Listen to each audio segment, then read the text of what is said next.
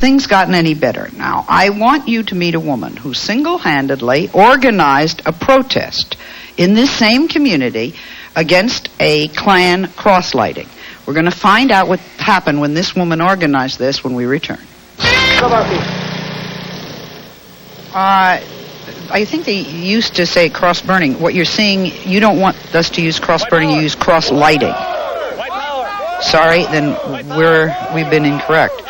What you're seeing is the footage of cross-lighting that took place a few miles down the road from where Beverly and Bernie live. There were some local townspeople who came out to openly voice their disapproval over the lighting. In fact, 25 brave protesters, organized by this woman, Denisa, stood up to those who were going to the rally. Now, Denisa, what prompted you to get involved in this?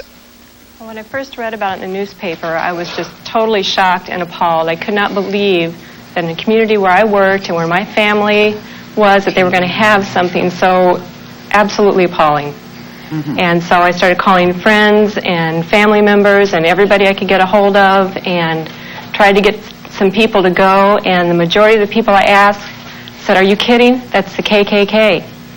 In other words, you asked a ton of people who may not have approved, but were they frightened? Is that what you're saying? They were so afraid. I had grown men tell me that they would not go out there with the KKK.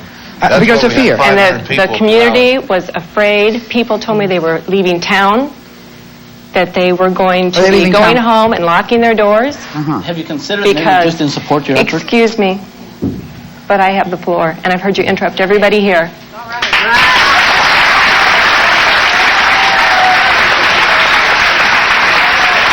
So, how many people did you get to rally around? Out of about probably 100 people that I contacted, the people who were physically willing to go over there instead of to the candle lighting or to the churches, 25.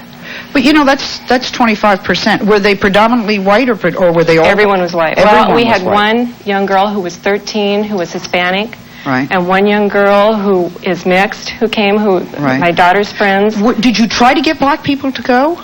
There's not that many black people in our community, which was another reason. You know, there's a small... Bernie, would the black people have supported her?